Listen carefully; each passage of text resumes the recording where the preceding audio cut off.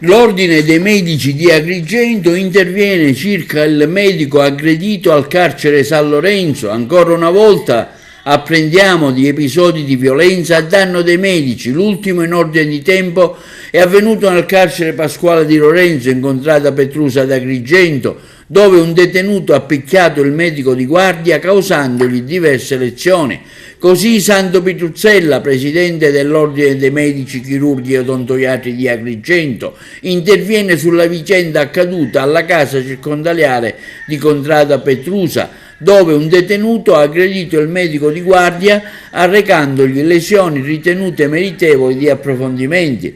Purtroppo, continua il presidente, i camici bianchi continuano a essere nel mirino, negli ospedali, nelle carceri e non solo nell'Agrigentino, tant'è che il presidente Filippo Fanelli del FNO Miceo e il segretario Monaco sono intervenuti in diverse trasmissioni televisive nazionali. Riteniamo sia urgente e necessario intervenire affinché tali episodi non abbiano più a verificarsi. Cogliamo l'occasione per ricordare ai cittadini che il medico è sempre a fianco del paziente a salvaguardia della sua salute.